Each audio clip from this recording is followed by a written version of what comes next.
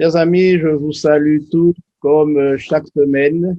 Je suis heureux de vous recevoir aujourd'hui encore pour une étude qui certainement aura fait couler beaucoup d'encre depuis des années.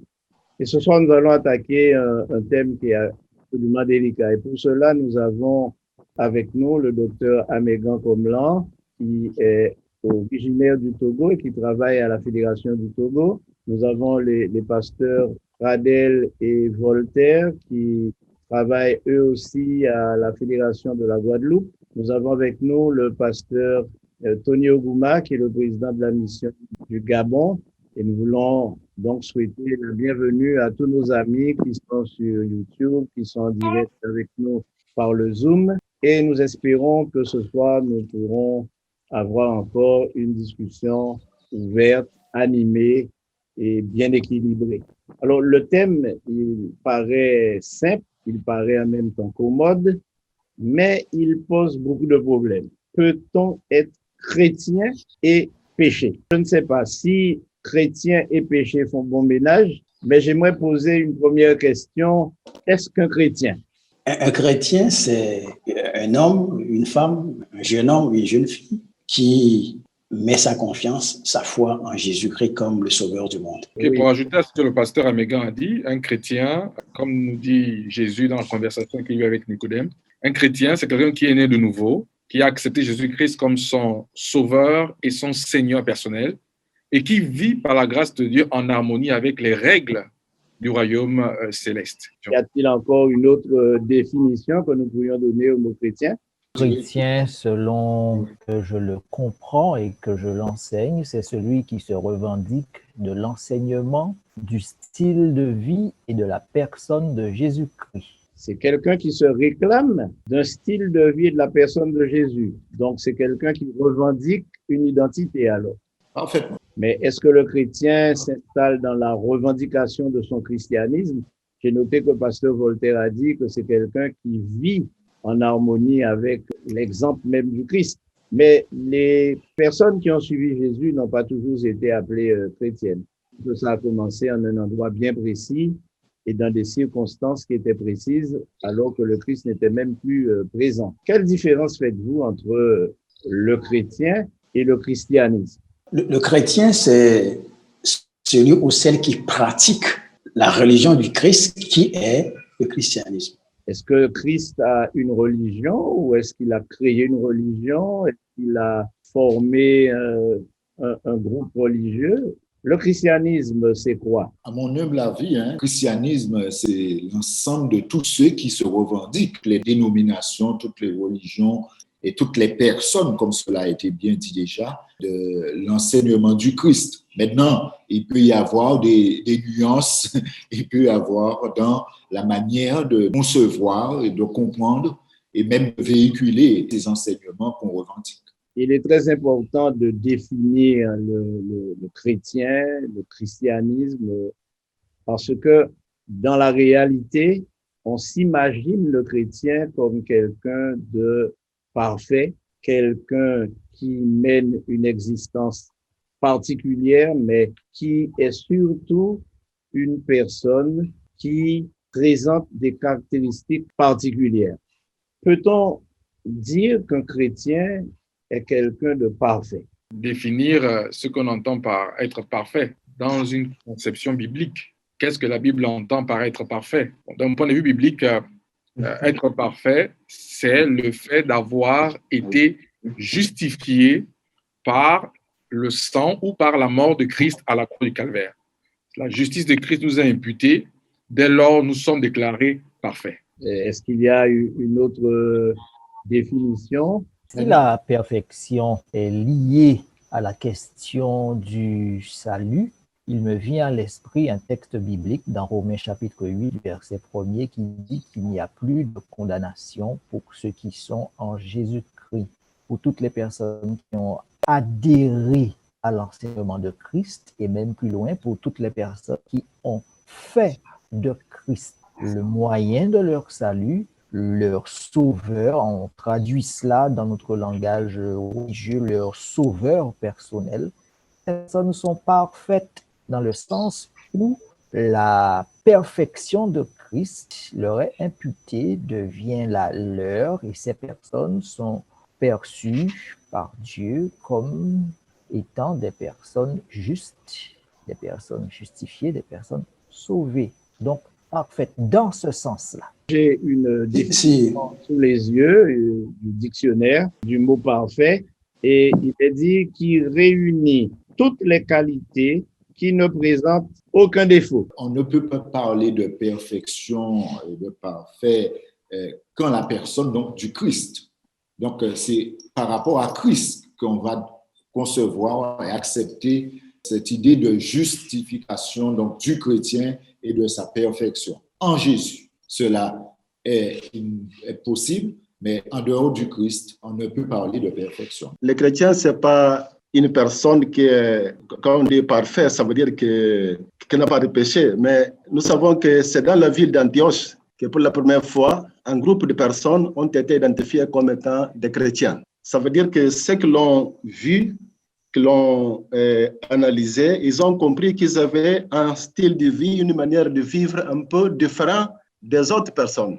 Donc, le christianisme, c'est plus qu'un ensemble de philosophies ou bien de théologie, mais c'est une vie pratique, c'est une vie de celui qui imite un leader, celui qui imite le Christ. Et les gens doivent voir la différence parmi ceux qui suivent Jésus. Comme nous parlons d'imitation, il y a beaucoup de choses qui se disent depuis un moment et qui sont intéressantes. Nous parlons d'imitation. Alors, un chrétien est un imitateur. Est-ce qu'il est un pratiquant authentique? Comment concevons-nous le chrétien par rapport à la perfection de Christ, puisqu'on parle d'imitation? En créole, on dit imiter Kadeten. Comment nous situons-nous? Le Christ est parfait parce qu'il n'y a pas de péché en lui, la Bible le dit. Il a été tenté en toutes choses comme nous, sauf que lui n'a pas péché. Le chrétien n'est pas parfait dans ce sens-là. D'ailleurs, dans l'Église des apôtres, au temps de Jean, il y a justement certaines personnes qui se croyaient parfaits dans ce sens-là, dans le sens qu'ils n'ont pas de péché. Dans sa première épître, 1 Jean chapitre 1er, le verset 8, Jean leur écrit et nous écrit à nous aussi aujourd'hui. Si nous disons que nous n'avons pas de péché, nous nous séduisons nous-mêmes. Et la vérité n'est point en nous. Donc, cette histoire de perfectionnisme chrétienne, qui n'est pas une vérité biblique, existait déjà depuis le temps de Jean. Mais Jean nous dit qu'il n'y a personne. Il n'y a personne. Si quelqu'un se dit qu'il n'a pas de péché, il est un menteur. Venons à notre question. Peut-on être chrétien et pécher? Alors, j'entends bien dans cette question résonner toutes les définitions que vous venez de donner, toutes les allusions qui ont été faites, et maintenant, il nous faut regarder les choses bien en face. De nombreux chrétiens se posent la question, mais à quel moment deviendra-t-on parfait? Parce qu'en réalité, le chrétien est à la recherche de la perfection. Il y a un mot qui définit cette recherche, c'est le mot sanctification, qui est une activité qui consiste à être transformé par le caractère, par les pensées, par l'attitude de manière progressive jusqu'à atteindre un niveau de perfection satisfaisant et peut-être même suffisant pour Dieu. Allons à cette question bien précise. Le péché fait partie de la vie de l'homme, mais fait-il partie de la vie du chrétien? Absolument, pasteur. Pasteur Roger, déjà dans l'Ancien Testament, dans l'Ancien Testament, dans 1 Roi chapitre 8, verset 46, dans sa prière, Salomon dit « Car il n'y a point d'homme qui ne pêche ». Ecclésiaste chapitre 7, le verset 20 dit « Non, il n'y a sur la terre point d'homme juste qui fasse le bien et qui ne pêche jamais ». Et quand nous en venons au Nouveau Testament, 1 Jean chapitre 2, le verset 1er, Jean dit « Mes petits enfants, je vous écris ces choses afin que vous ne péchiez point.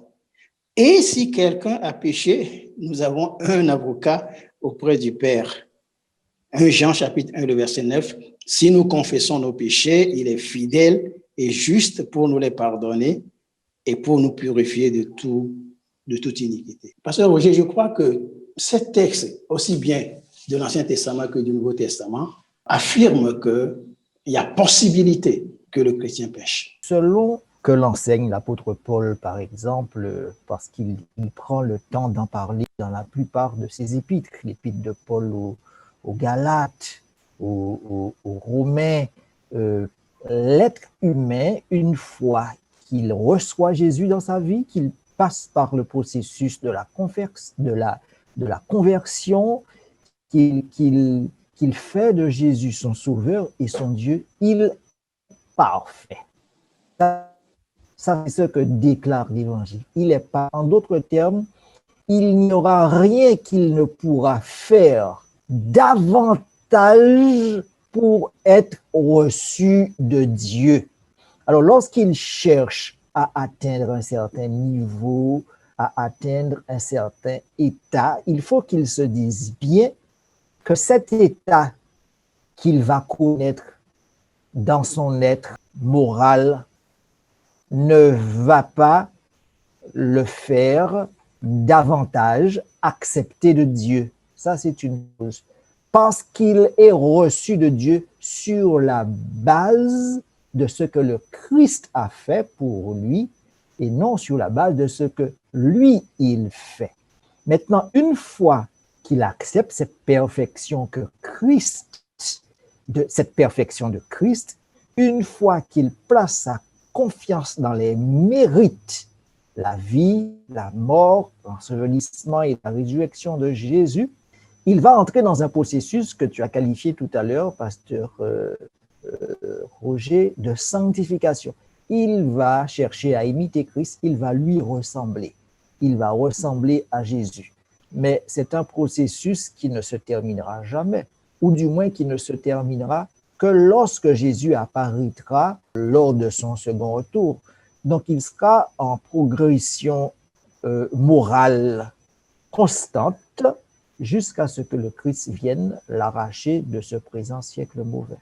La citation donc des actes de Luc dans Acte 2, verset 38, où il dit que « Repentez-vous », la question lui a été demandée, que ferons-nous ?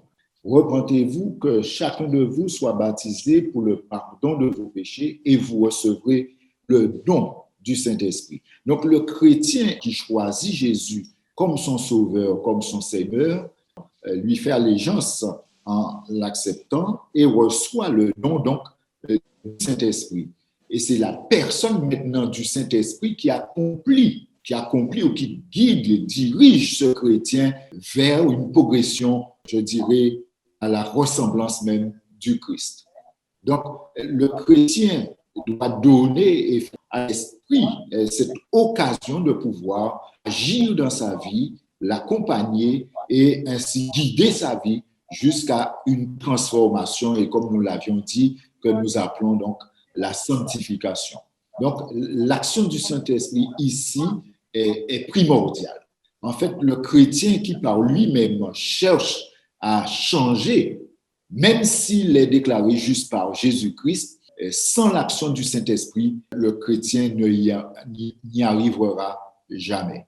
Avec le Saint-Esprit, cette démarche de sanctification se fera. Maintenant, le chrétien pêche-t-il? Moi, j'ai plutôt tendance à dire, il ne va pas demeurer dans le péché. Le chrétien ne va pas vivre dans le péché. Le péché deviendra pour lui, le chrétien, un accident. Et je pense que le texte que notre docteur Amégan a cité de 1 Jean chapitre 2, « Petits enfants, ne péchez point. Mais s'il vous arrive de pécher, il y a un avocat auprès du Père, Jésus-Christ le juste. » On voit bien que c'est une notion d'accident, mais pas quelqu'un qui prend plaisir à ou qui vit dans le péché.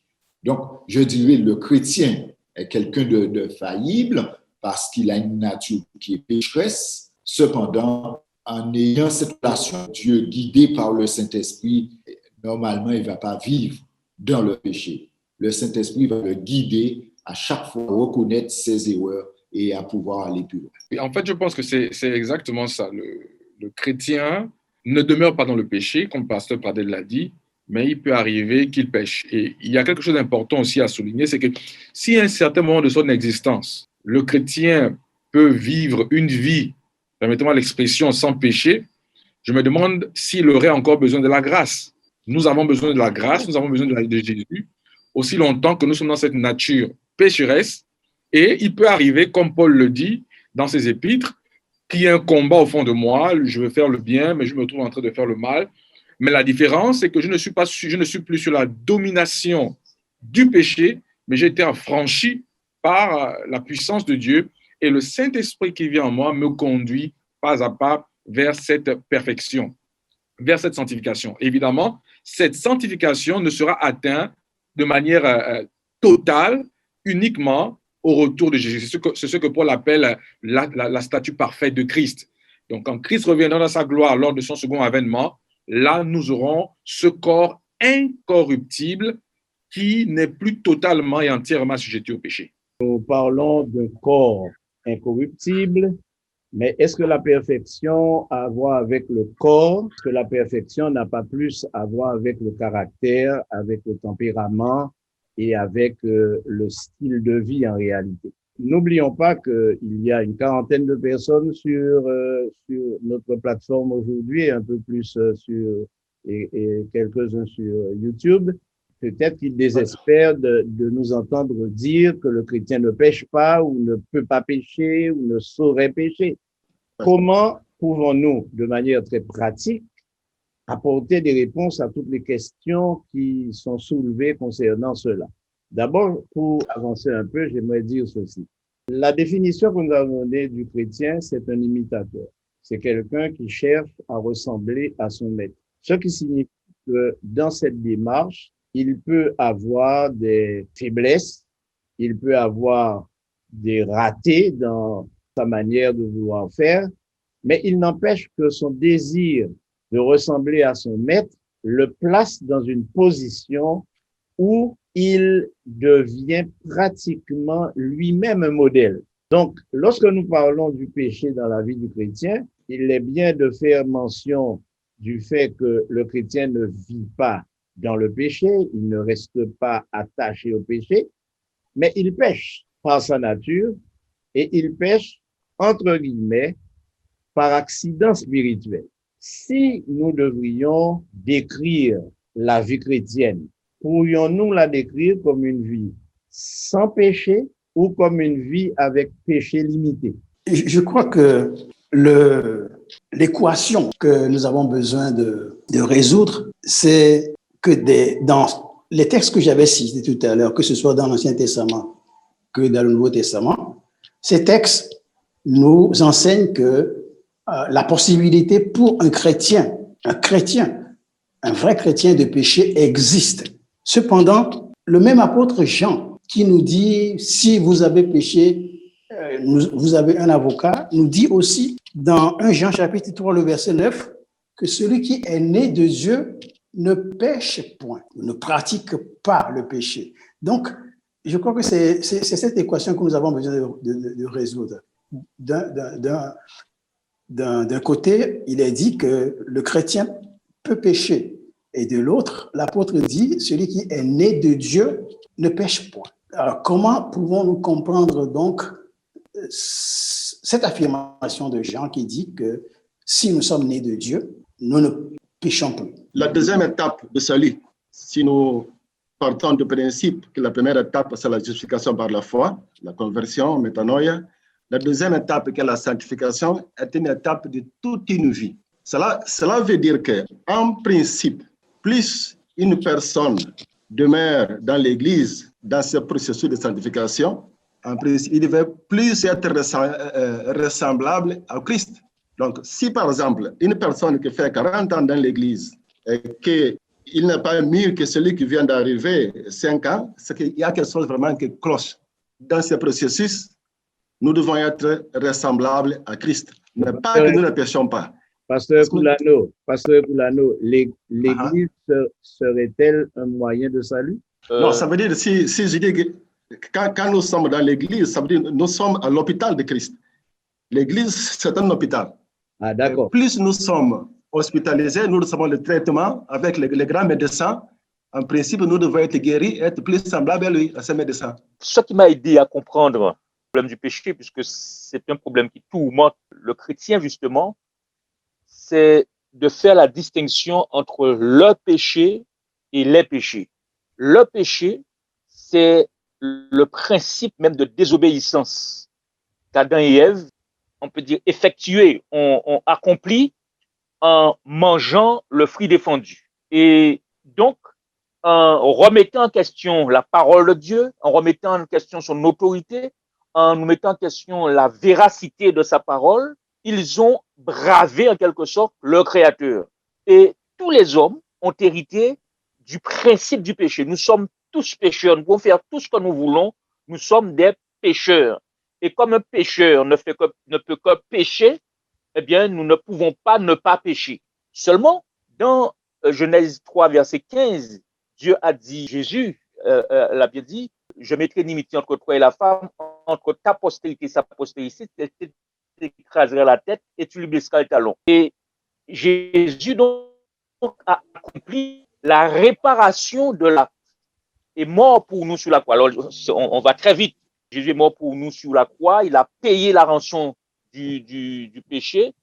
Nous sommes maintenant aptes à nous approprier cet acte-là. Et c'est par exemple ce don. Dans les émissions précédentes, on a parlé de don, de grâce, etc. C'est une grâce que nous acceptons. Et une fois que nous l'acceptons, le péché est vaincu. Mais comme je suis pécheur, si je suis un poisson, je ne peux que nager, je ne peux que rester sous l'eau. Si je suis un chien, je ne peux qu'aboyer. Je suis un humain, pécheur, pensant, donc je ne peux que pécher parce que je suis pécheur. Mais lorsque j'ai Christ dans ma vie, et c'est pour cette raison que Paul va dire, il va appeler ses contemporains les saints. Il ne parle même pas de frères, de saints, parce que lorsque nous acceptons Jésus pour notre sauveur personnel, nous devenons donc, nous sommes des saints, nous participons à la nature divine du Christ et nous sommes rétablis dans notre communion. Donc le péché n'a plus de sens, n'a plus de valeur. Nous allons pécher, mais comme nous nous en remettons à Christ, eh bien nous sommes des êtres heureux et libérés. Voilà ce qui m'a aidé à comprendre le problème. Nous allons faire un petit tour par le chat et par YouTube. Et j'aimerais inviter Laurence à nous faire part des questions qu'il y a sur le chat et aussi sur YouTube. Oui, nous avons quelques réactions déjà. Premièrement, sur YouTube, une de nos internautes, Francelise Netstore, nous pose la question « Je voudrais savoir comment on peut pécher contre le Saint-Esprit ». Deux autres réactions, par contre, sur le chat de notre réunion. Myriam nous demande quelle est la différence qu'il y aurait entre une nouvelle créature et un pécheur, sachant qu'un pécheur est une nouvelle créature, c'est-à-dire quelqu'un qui a été plongé, un être plongé dans le baptême. Troisième et dernière question qui nous vient de Angela. Ne devons-nous pas tendre vers la perfection avant le retour de Jésus? Car nous devons être parfaits lorsque Jésus va revenir, dans la mesure où pendant les temps de la persécution, Jésus ne sera plus dans le lieu très saint pour intercéder pour nous. Donc voilà quelles sont les réactions que nous avons en ligne. Merci. Nous allons considérer la question de Myriam qui dit « Quelle différence y a-t-il entre une nouvelle créature et un pécheur qui est justement une nouvelle créature? » L'homme pécheur qui reconnaît qu'il a besoin d'un sauveur, qu'il a besoin d'être pardonné, accepte Jésus-Christ et l'œuvre du Christ comme étant le moyen qui va le délivrer donc de la culpabilité de son péché et lui permettre d'être sauvé. Donc ce chrétien, en s'abandonnant à Christ, et d'ailleurs le baptême est le symbole de cet abandon, et il y a mort et il y a résurrection. L'individu qui ressort de l'eau ressort comme pour vivre une vie nouvelle. Et le texte que j'ai cité tout à l'heure de Acte 2 nous le précise. Repentez-vous, soyez baptisés pour le pardon de vos péchés et vous recevrez le don du Saint-Esprit. Cette personne maintenant est disposée à se laisser guider par le Saint-Esprit, est déclarée comme quelqu'un qui est en train de vivre une nouvelle vie en Christ. Pourquoi? Ce n'est plus ma nature pécheresse qui me guide, mais j'ai décidé de laisser Dieu me guider par son Saint-Esprit. À ce moment-là, on parle de nouvelle créature. L'homme qui est pécheur, qui ne reconnaît pas Christ comme la solution de sa vie et de ce problème du péché, reste toujours un homme pécheur. Il n'y a pas de nouvelle créature ici. Et Paul le précise bien, si je vis, ce n'est plus moi qui vis, mais c'est Christ qui vit en moi. Il y a cette démarche de laisser Dieu prendre le contrôle par le Saint-Esprit. Nous avons aussi deux amis, Angela et Jean-Charles, qui aimeraient poser une question. En fait, ce que j'ai écrit, j'ai mis ne devons-nous pas tendre vers la perfection justement avant le retour de Christ, car lorsque Jésus va revenir, on doit être déjà parfait. Et donc, je pense qu'il faut que l'on soit déjà parfait, dans la mesure où, dans le temps de la persécution, en fait, Jésus va quitter le lieu très saint pour venir justement sur la terre. Et donc, il n'y aura plus personne durant ce laps de temps d'absence pour intercéder pour nous. Et donc, c'est pour ça que je demande, est-ce qu'on ne doit pas justement tendre vers la perfection? Ce que la sœur disait, effectivement, nous devons atteindre la perfection, effectivement, avant le retour de Jésus, parce que l'état de sainteté sera exigé par Dieu. C'est important parce que quand on lit, c'est-à-dire que quand on accepte Jésus-Christ, c'est-à-dire qu'on s'approprie du processus de ce que Dieu a mis en place. À partir du moment que nous acceptons ça et que chaque jour, nous demandons à Dieu de nous transformer. Et c'est là que ça entre et la perfection pour moi. C'est-à-dire que je fais très attention pour ne pas faire une œuvre de salut par les œuvres. Non. C'est-à-dire que c'est les mérites de Jésus que j'accepte qui me rend juste. Et à ce moment-là, nous devons demander à Dieu de nous transformer chaque jour. Et ce processus se fait par le Saint-Esprit. Quand l'Esprit de Dieu nous dirige, on n'aura pas la pensée de péché. Lorsque Jésus quittera le lieu très saint, nous serons scellés, ceux qui passeront seront scellés et ne pourront plus pécher. Impérativement, nous devons atteindre la perfection. Donc, dans notre sphère, nous devons être parfaits dans notre sphère comme Dieu est parfait dans son sphère. Par exemple, quand Dieu va détruire le pécheur, Dieu détruit le pécheur, pourquoi? C'est pas quand nous sommes accrochés au péché, Dieu sera obligé de nous détruire avec le péché. Donc, cette perfection, le baptême de Saint-Esprit journalièrement, chaque jour, jusqu'à atteindre l'état de perfection sur notre sphère, alors nous allons passer à l'étape de la glorification où nous allons vivre éternellement avec Jésus. Je dis que dans Romains 10, verset 17 dit que la foi vient de ce qu'on entend et ce qu'on entend vient de la parole de Dieu. Jésus, dans Jean 5, verset 38, dit vous sondez les Écritures parce que vous pensez en avoir la vie éternelle, ce sont elles qui ont témoignage de moi. Une fois qu'on a accepté Jésus, Jésus nous a justifiés. Ça veut dire que Jésus nous a donné sa vie et il a pris notre vie. Et dans 2 Corinthiens 3, verset 18, il dit que le Saint-Esprit, lorsqu'on contemple Jésus, le Saint-Esprit nous change à la ressemblance de Jésus, à l'image de Jésus, de gloire en gloire. Alors, on a vu que Moïse sortait sur la montagne avec la gloire de Dieu, mais il perd de la gloire de Dieu. Mais nous, le Saint-Esprit change notre vie à l'image de Jésus, de gloire en gloire. Parce que ce que je ne comprends pas, c'est dans 2 Timothée 3, versets 16 et 17, il dit « Toute écriture est inspirée de Dieu et utile pour enseigner, pour convaincre, pour corriger, pour instruire dans la justice, afin que l'homme de Dieu soit accompli et propre. » Ça veut dire que pour moi, ça veut dire que les Écritures qu'on sonde, le Saint-Esprit est là pour nous enseigner dans ces Écritures-là. Pour moi, ces Écritures-là, ils nous convainquent de péché, ils nous corrigent, ils nous instruisent dans la justice de Jésus, afin que nous soyons accomplis. Accompli, ça veut dire arriver à l'accomplissement. Ça veut dire qu'on a pris un départ et on va arriver à un accomplissement et propre. Ça veut dire nettoyer. Ça veut dire qu'il nous a nettoyés. Ça veut dire que le Saint-Esprit fait un travail en nous pour que nous puissions être à l'image de Jésus. Ça veut dire quelque part que nous allons, là où le péché a abondé, la grâce a surabondé. Aucune tentation n'est donnée au-delà de ce que Dieu peut nous aider à. Ça veut dire que le chrétien qui est attaché à Jésus, parce qu'en fait c'est Jésus, le chrétien qui demeure en Jésus, celui qui demeure en Jésus ne peut pas vivre, ne peut pas tomber en tentation. Et il va tomber, parce qu'on prie Dieu tous les dieux, on dit, notre Père, qui est aux cieux, quand on nous soit sanctifié, quand on revienne, quand ta volonté soit faite sur la terre, comme nous a donné aujourd'hui notre pain quotidien, pardonnez-nous nos offenses comme nous pardonnons à ceux qui nous offensent. Et on dit de nous protéger de la tentation La tentation, pour moi, c'est pas péché. On peut être tenté, mais ne pas pécher. Alors, pour moi, un chrétien qui demeure en Jésus, c'est un chrétien qui est protégé par le Saint-Esprit. Il va être tenté, mais il ne va pas pécher. Le texte dit propre à toute bonne œuvre, hein, ce n'est pas nettoyé, c'est-à-dire capable d'accomplir de bonnes œuvres. Si nous entrons dans une dynamique d'atteindre la perfection avant le retour de Jésus, il me semble que c'est ce que j'entends depuis un moment. Est-ce que nous ne tombons pas dans le risque, ne risquons pas de développer le principe de la justification par les œuvres? Parce qu'il me semble que nous avons parlé de grâce dans les dernières émissions, et cette grâce-là est imputée. Jésus nous la donne. Donc, quand je reviens à la question de non-péché, du péché et les questions des péchés. Quand le problème du péché est réglé, le fait, parce que je suis pécheur, ce ne sont que des éléments qui nous permettent d'entrer dans une dynamique de progression, de sanctification. Mais à mon avis, si on tombe dans le piège de dire qu'il faut que nous soyons parfaits avant que Jésus revienne, ça veut dire que nous pensons que nous sommes capables nous-mêmes d'y arriver. Cette perfection, c'est Christ qui nous l'accorde.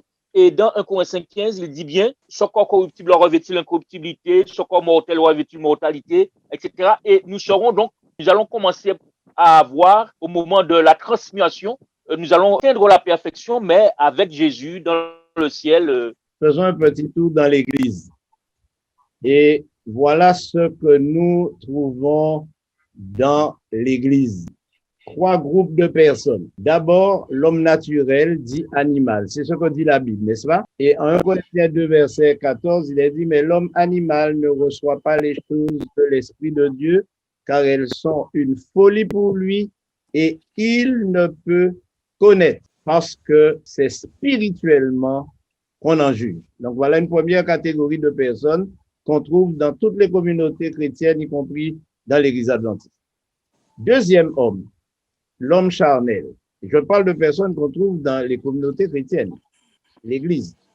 Lui, il est dit qu'il est plutôt affectionné à la chair. L'affection de la chair est inimitié contre Dieu parce qu'elle ne se soumet pas à la loi de Dieu et qu'elle ne le peut même pas. Ça, c'est l'homme charnel. Et puis, il y a l'homme spirituel dont il est dit qu'il est au contraire, il juge de tout et il n'est lui-même jugé par personne. Donc, voilà les 3 catégories de personnes qui se disent chrétiens ou chrétiennes, qui vivent dans la communauté et qui participent à la communauté. L'homme naturel, animal, il ne comprend rien.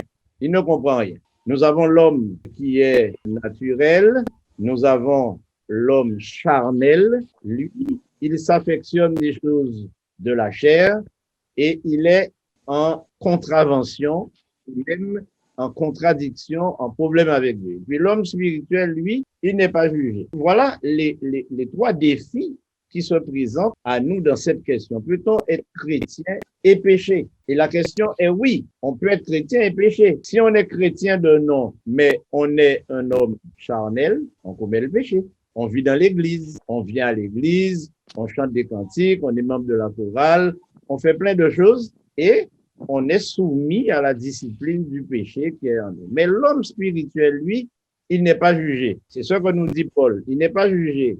Et l'homme spirituel, c'est celui qui s'inscrit non pas dans une pratique, mais il s'inscrit dans un suivi, dans un mode de vie qui fait de lui quelqu'un qui n'est pas répréhensible. Alors, nous avons l'expérience de Josué, du sacrificateur qui se trouve devant Dieu et que Satan accuse. Vous connaissez cette expérience. Satan l'accuse. Et au moment où il est accusé, Jésus prend sa défense et lui donne le vêtement de justice. Et à partir du moment où il a le vêtement de justice, il n'est plus accusé ni accusable. Ce qui signifie que la vie du chrétien se transforme et se modifie lorsqu'elle est sous le couvert du manteau de justice de Jésus. Et c'est pourquoi sa vie de péché devient une vie sans péché à cause de Christ. Et c'est pourquoi il nous dit, petits enfants, je vous écris ces choses pour que vous ne péchiez point,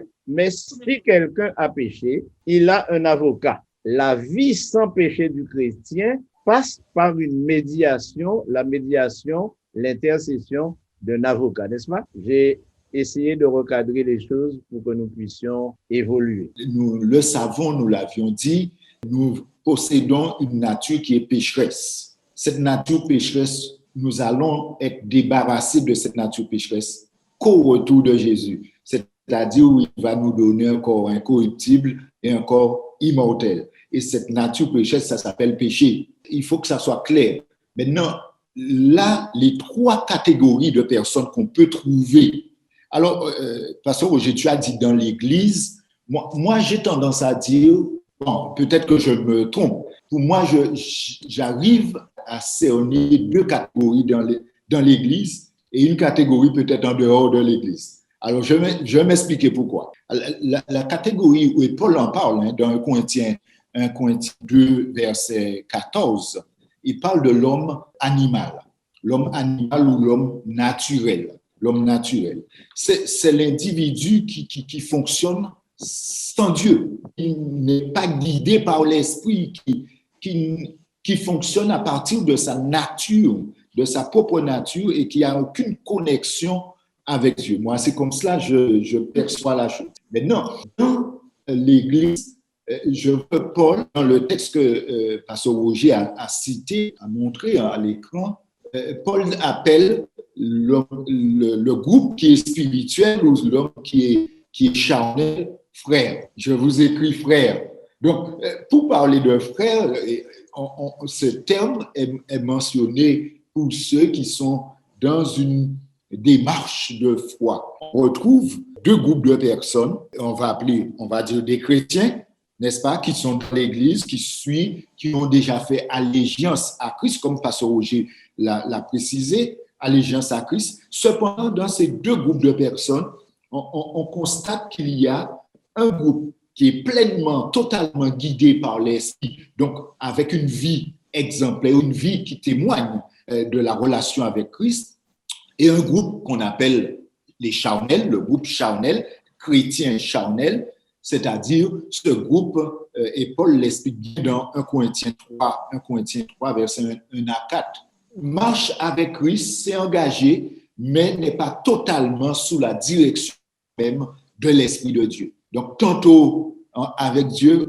nous appelons ça souvent, nous disons, le chrétien qui a un pied en dedans, un pied en dehors. Donc, tantôt avec Dieu, mais tantôt aussi, il prend le contrôle, il fait ses affaires. Et ce chrétien-là vit souvent dans le péché. Donc, vous voyez, il y a ces 3 catégories et c'est bien que, Pasteur Roger, tu en fais mention parce que la réalité de l'homme aujourd'hui, c'est ça. Il y a 3 groupes d'individus, les naturels qui n'ont pas de connexion avec Dieu du tout, les charnels qui ont contact avec Dieu, n'est-ce pas, qui ont accepté Christ, cependant qui ne vivent pas pleinement cette vie que Christ attend.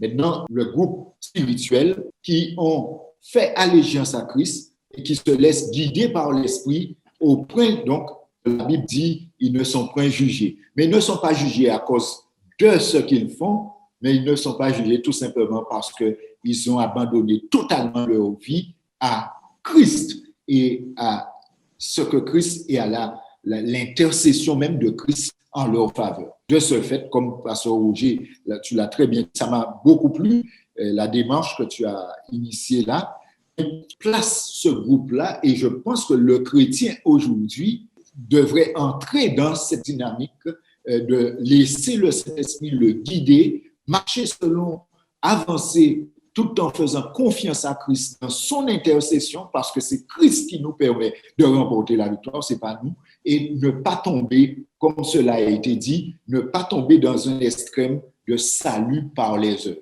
Nous sommes sauvés par grâce, cette grâce vient de Jésus. Nous allons faire un petit tour par YouTube. Et Laurence, s'il te plaît. Sur YouTube, nous avons effectivement une question. Christophe Alima posait la question. Bonsoir, quelle est la super technique par laquelle on peut vaincre le péché au quotidien? Et une autre question sur le Saint-Esprit. Si quelqu'un perd le Saint-Esprit, peut-il le retrouver s'il se conforme à nouveau à ses exigences? 2 questions intéressantes. La première peut vaincre le péché au quotidien. Est-ce qu'il y a une formule? Est-ce qu'il y a une méthode? Et la deuxième question serait, si l'on perd le Saint-Esprit, comment le retrouver? L'apôtre Paul, Oui, je pense. l'apôtre Paul dit dans Galates, l'épître aux Galates, marchez selon l'esprit et vous n'accomplirez pas les œuvres de la chair. Le péché, ce sont les œuvres de la chair. Donc, ce que la Bible nous dit, c'est lorsque nous marchons selon l'esprit nous donne la force et la capacité de ne pas pécher. En d'autres termes, il faut se confier à Dieu chaque jour. Et de manière pratique, cela sous-entend la prière, la méditation de la parole de Dieu au quotidien et le témoignage. Ceci nous permet de garder une relation avec Dieu, une relation sincère, étroite. Et évidemment, puisqu'on a la relation avec Dieu, le Saint-Esprit habitant en nous nous rendra capable de vaincre le péché au quotidien. Et c'est une activité qu'il faut faire au quotidien. Chaque jour, nous avons le devoir de nous assurer que nous avons une relation authentique avec Dieu. On pourrait illustrer cela avec notre ami qui comprendra peut-être l'illustration, puisqu'il a parlé de la super technique et probablement la technologie qui permettrait de résoudre ce problème. Donc, nous allons parler technique et technologie. Imaginons que vous avez un ordinateur et que vous voulez absolument le protéger contre les attaques virales. Qu'est-ce que vous allez faire? Vous allez installer un antivirus. Nous sommes bien d'accord. En installant un antivirus, est-ce que l'ordinateur est protégé? Je vous laisse répondre. Oui, il est protégé. Il est protégé. Mais est-ce que vous savez que vous pouvez installer un antivirus et ne pas avoir votre ordinateur protégé? Oui, c'est possible. Il faut l'activer. Il faut activer l'antivirus. Voilà, Or, l'antivirus qui permet aux chrétiens de mener une vie sans péché, c'est le Saint-Esprit.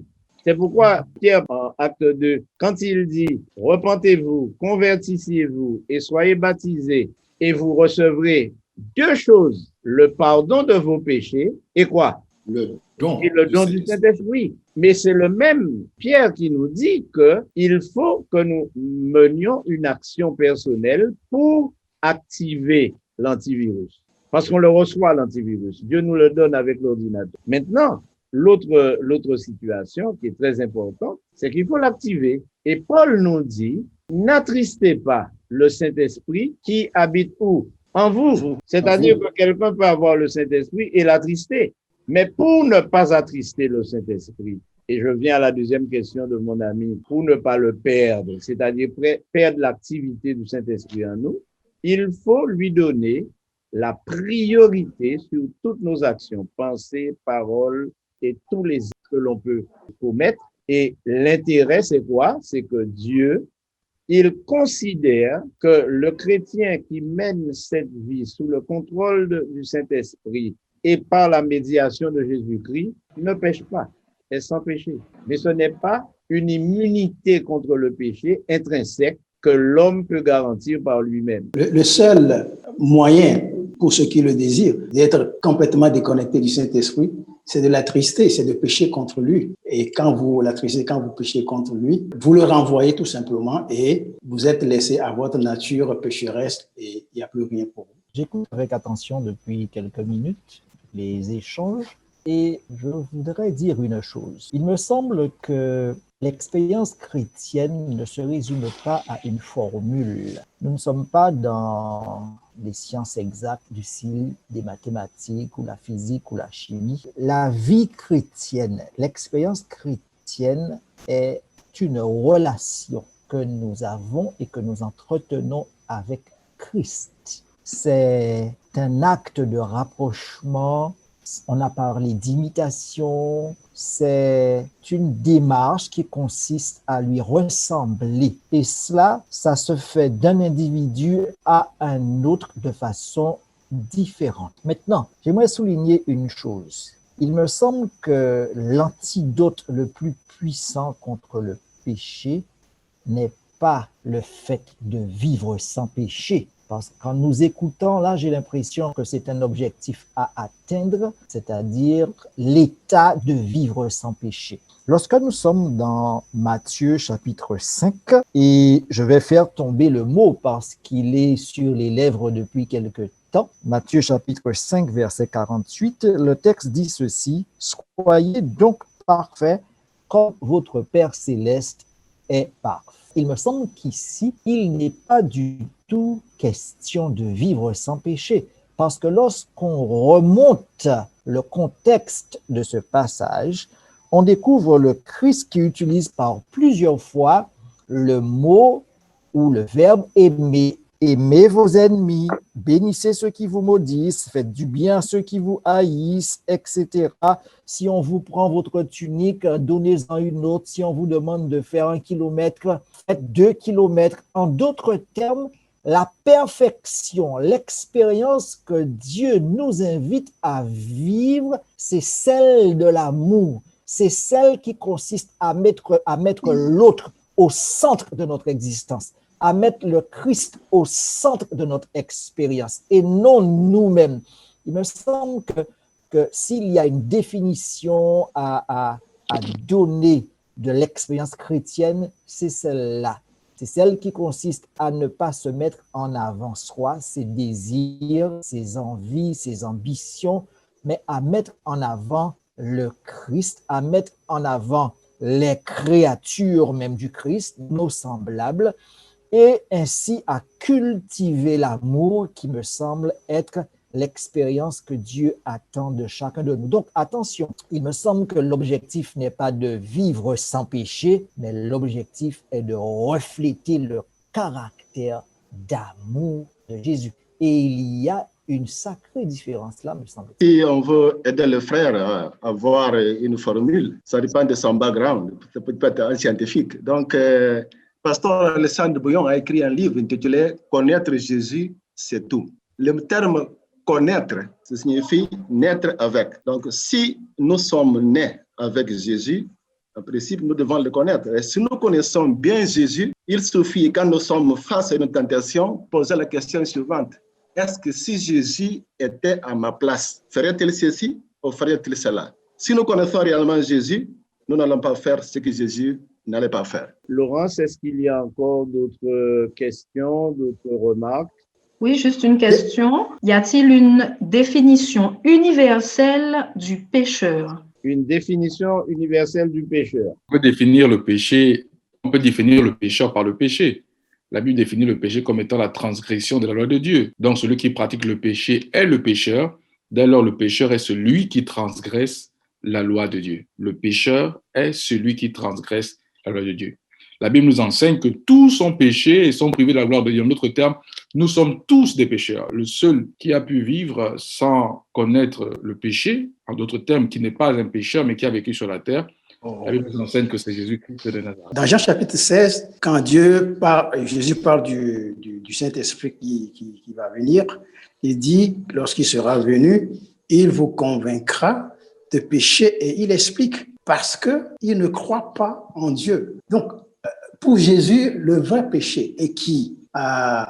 Vous voyez, dans l'épître de Jean, Jean dit quelque part, si quelqu'un voit son frère pécher et il le ramène sur le bon chemin, il a sauvé une vie. Et il dit, je ne parle pas de ce péché qui mène à la mort. Quand Jésus dit ici que le Saint-Esprit nous convaincra de péché parce que nous ne croyons pas en lui, je crois que le vrai péché, le seul qui mène à la mort, à la perdition, c'est de refuser de croire en Jésus. La perfection, nous avions dit que, Jean dit que personne ne peut prétendre être parfait. Si quelqu'un prétend être parfait, il est un menteur.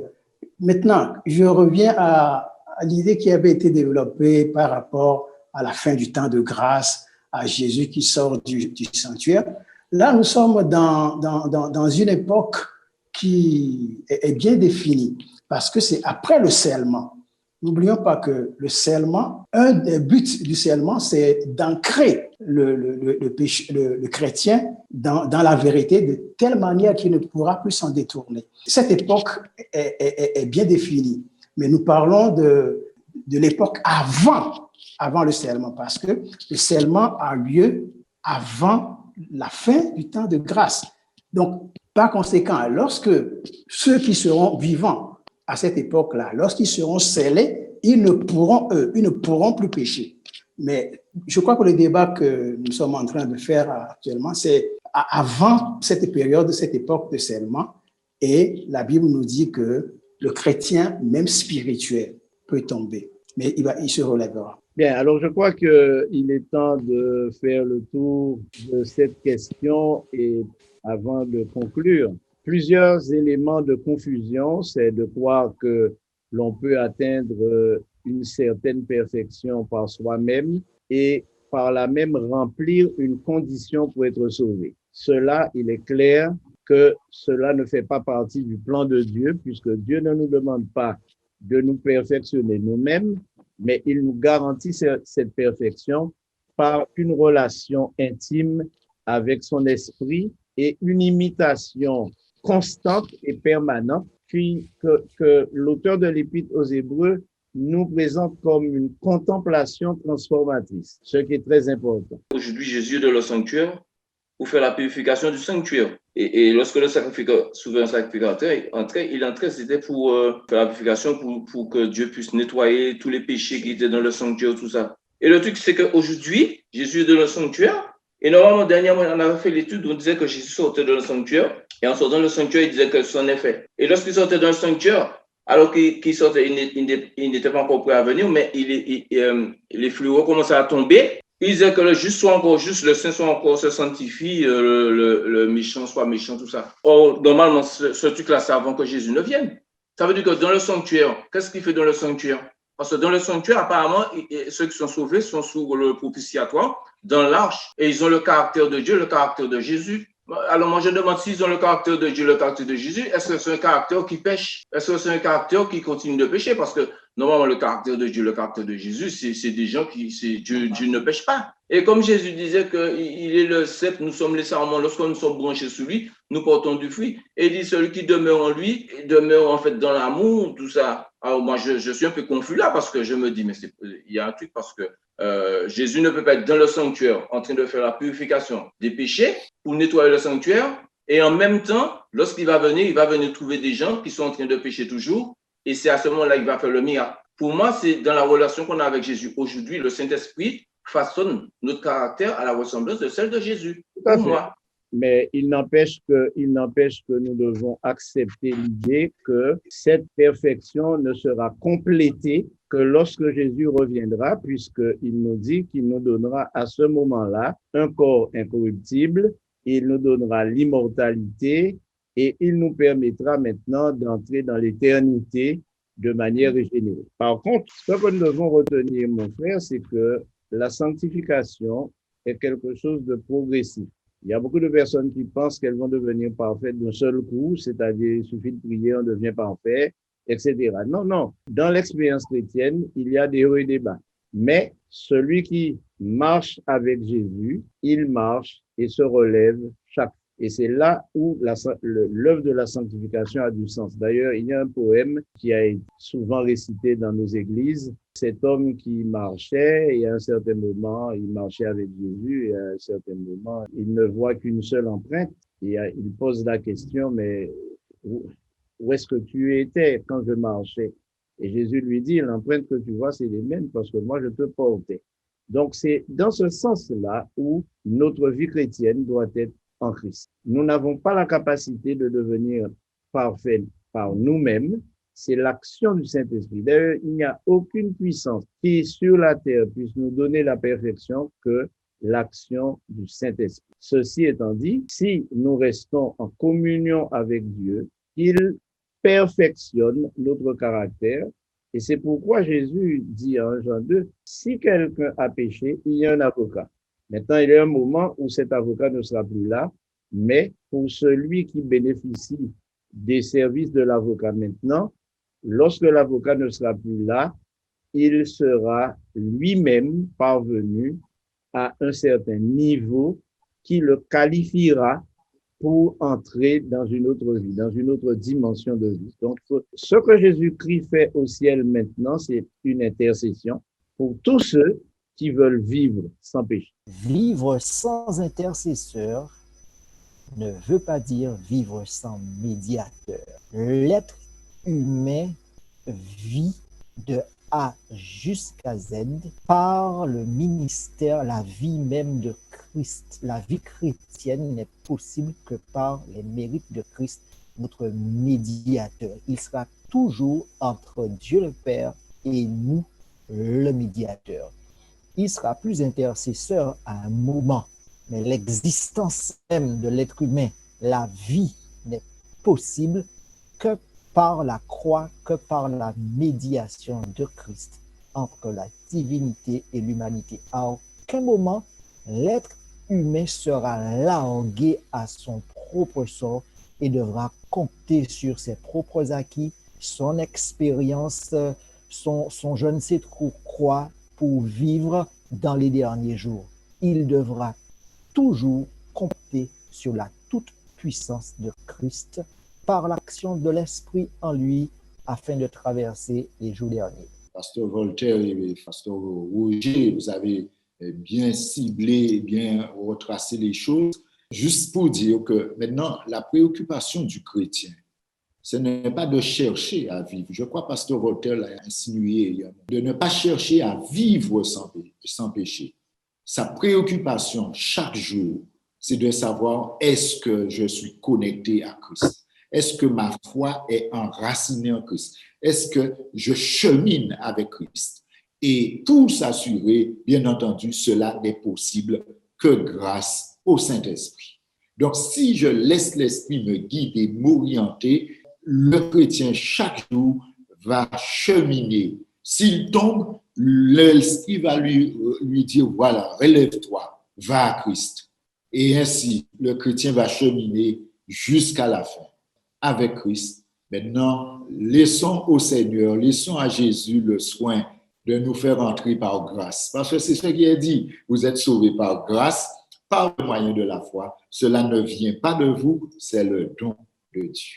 Donc, c'est Dieu qui fait la chose pour nous, par son esprit. Laissons-le, assurons-nous chaque jour que nous sommes en connexion avec lui, que nous avançons avec lui, avec sa parole. Et je pense, là, c'est là la préoccupation du chrétien. Et d'ailleurs, le chrétien qui fait partie du groupe spirituel, pour revenir au groupe, c'est le chrétien qui se guide, n'est-ce pas, chaque jour, et qui est connecté chaque jour dans une relation intime et sincère avec Christ. J'aimerais terminer en vous laissant un texte qui est très connu, mais qui n'est pas souvent, auquel on ne fait pas souvent attention. Nous parlons souvent de la mort, du sang de Christ, mais pas souvent de ce texte. Car si lorsque nous étions ennemis, nous avons été réconciliés avec Dieu par la mort de son Fils, à plus forte raison, étant réconciliés, serons-nous sauvés par quoi? Par sa vie. En fait, notre salut dépend à la fois du sang qui a coulé pour nous absoudre, pour nous laver du péché, pour nous rendre présentables. Mais ce qui conditionne notre salut, c'est la vie sans péché de Christ. Et lorsque Paul, en Romains 7, verset 10, nous dit que maintenant que nous sommes réconciliés avec Dieu, c'est-à-dire qu'il y a un rapprochement qui s'est effectué, c'est la vie de Christ qui conditionne notre salut. Et c'est cette vie sur laquelle nous devons nous appuyer qui nous permettra d'atteindre le but final qui est de vivre éternellement avec lui, étant complètement dédouané de la condamnation du péché, dédouané du corps de péché qui nous entraîne régulièrement à la chute et à faire sa volonté pendant l'éternité. Merci pour votre prestation. Je veux parler aux intervenants de ce soir. Je veux remercier tous ceux qui ont animé le débat et aussi vous dire que la semaine prochaine, nous aurons un sujet tout aussi intéressant. Préparez-vous. Si vous avez des questions, vous pouvez nous les envoyer et nous allons les traiter. Si vous voulez qu'un thème particulier soit traité avant un autre, n'hésitez pas à nous le faire savoir et je vous assure que c'est avec plaisir que nous essaierons de nous mettre en harmonie avec vous. Donc, je veux remercier Pasteur Voltaire, Pasteur Pradel, Pasteur Douma, Docteur Amégan. Merci pour votre prestation, Pasteur Herculano aussi, et à tous nos amis qui, sur YouTube et aussi sur le Zoom, ont animé cette émission par leur question. Je vous souhaite donc une bonne semaine et aussi une bonne soirée. Que le Seigneur vous bénisse.